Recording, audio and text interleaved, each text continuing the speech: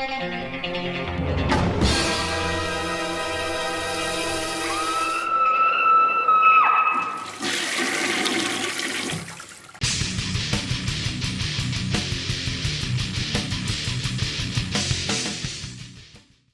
it going? Thralls of Metal here once again. I'm Necrotic Nick, and we have another album review. This one is brought to you by Screaming Toilet, which is, once again, a fun website that has album reviews, TV show reviews, movie reviews, toy reviews, etc. It's kind of a pop culture little mecca. This time we're going to review the new one from the band Holocaust entitled Elder Gods. This came out on Sleazy Rider Records in 2019, and this band has been around for a while. I really didn't know much about them. They formed in 1977 in Edinburgh, Scotland. They even spent some time in Boston. Started off as a new wave of British heavy metal band, then kind of split up, and then one of the members formed a more commercially accessible band called Hologram. That went defunct. And then Holocaust reformed in 1988 and has kept going since. They started off as traditional heavy metal, but they kind of moved into proggier territory. At least that's what Encyclopedia Metalum said. And this is their most recent offering, and it's an interesting listen, I will tell you that much. Opens up with the title track, Elder Gods, which has this odd breakdown that goes through it. Really not flashy, and the riff really isn't particularly strong that carries it, but what really kind of killed it for me was the chorus, which has no hooks, and that seemed to be a theme for the album too. A lot of these choruses on here weren't particularly powerful. Now the vocals, done by the frontman guitarist / only original member, are very loud, but they're not particularly powerful. And there's a lot of vocal processing, a lot of layers on it, a lot of sort of chorus effects, and it really doesn't disguise the fact that he has a very flat voice. Not a terrible singer, he can sing in key, but it's very flat, and it really doesn't drive home the songs, and doesn't create those earworms you kind of hope they would.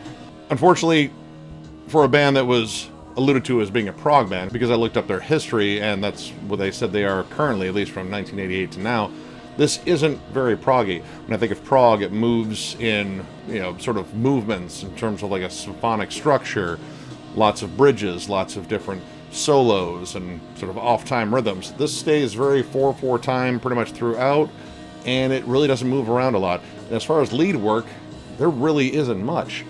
A couple of lead melodies scattered across some pretty decent riffing, but these melodies aren't particularly catchy, and they are drenched in different effects that sometimes just come across as annoying. Unfortunately, the only thing I could think of was pretty much like Queensryche, except sort of the diet version of it. None of these songs really stood out. By the time you get to the third track is a 9.5-minute song. And generally when you think of a 9.5-minute song, you're thinking it was like, okay, this is going to be the proggy epic, this is going to have different movements within the song, lots of interesting structure to it. And no, it stays pretty baseline throughout most of it. Another issue I had was the production on it is a little uneven. The vocals are very far out in front, and of course, once again, they're layered with lots of effects and such. And then the drums are also out in front, and they're pretty loud. The snare has a very loud sound to it. But the drum work is very just straightforward. There really aren't a lot of fills, not a flashy bits here and there, nothing you expect from, once again, a prog band. And the more I listened to it, the more I thought that it could have been a drum machine. Even though there is an actual drummer listed on this in terms of production, the fact that when you hear the hi-hat hits, they are so consistent in the same spot, it definitely makes you feel like you're listening to a drum machine. Because generally when you hear a real drummer, there are slight inconsistencies you can hear. You're not going to hit the same spot every single time. It just rarely ever happens. This sounds way too mechanical. And once again, for a prog band, or at least a band labeled as prog, musicianship is very stiff too. A lot of the songs pretty much follow a tried and true, straightforward method of songwriting, verse, chorus. And it really doesn't move on past that. Now, there are some heavier parts. Observer 2, nice little instrumental in there. I thought that was kind of nice up until the lead work came in, and once again, drenched in weird effects. It really doesn't come across as a solo, but more or less just a lead melody that comes across there. Like, when it comes down to solos, I really wouldn't say any of these are solos on here. It's mostly just lead melodies. Again, not really checking off all the boxes in terms of prog metal. Eon and Horus opened up pretty strong. I did like that one. It almost had sort of a 90s death metal / groove metal feel to the opening part, good stomping rhythm to it. And it had a weird bridge on it too, like pretty much put a halt to the song altogether. Was carrying on, pretty much straightforward mid-tempo stomp of a song, and then this clean bridge comes in with these weird guitar effects that almost sound like guitar synths or synths in general, and it pretty much just pumped the brakes the entire song for me. Like, it was like, why is this here? This really didn't keep the song going. And the lead is basically not even a lead, it's just a few chords with a weird effect over it, and it really doesn't add much to the song. Then that comes back to the chorus at the end, and it just adds that sort of a dull lead over that, and it really doesn't add any effect, any dramatic impact to it. So it kind of just kills off a good beginning to a song, and then just, it seemed like they didn't know how to end it, and moved into some more experimental territory, and it just didn't sink in.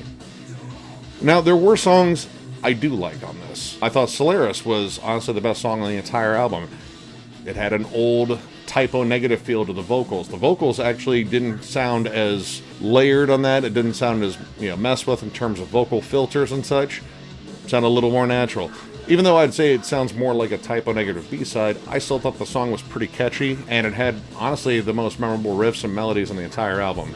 And that was followed by Benedictus, which I thought was a pretty good song if it was just an instrumental. It kind of moved like an instrumental. And it was thankfully a lot shorter, much like the Observer 2 one. They didn't overstay their welcome. There were some catchy riffs in there, and then it just kind of moved on. Now, unfortunately, the closer was kind of a strange song. It has almost sort of a folky chorus to it, but not in a particularly good way. It was kind of cringy sounding, and once again, it doesn't create much of an earworm. Like, it's not particularly catchy, at least not to me. So all in all, this album definitely suffers from trying to throw too many things in there, but with not enough built in there initially.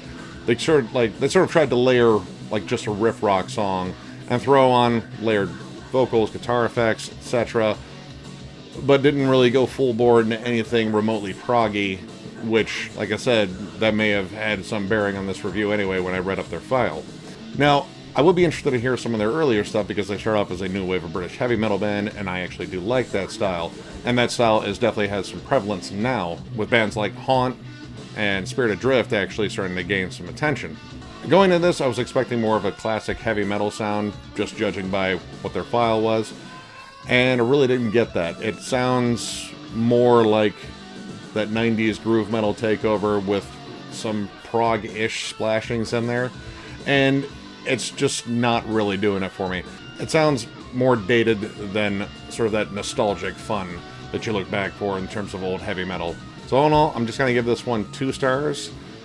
I thought there were some good songs and some good parts to songs, but all in all, mostly songs were very bland and really just did not do it for me. Like I said, I'd like to check out some of their earlier stuff, and this is once again just my opinion. But anyway, if you liked the review, give it a thumbs up, and if you're new to the channel, sub. We do stuff like this all the time. Catch you later.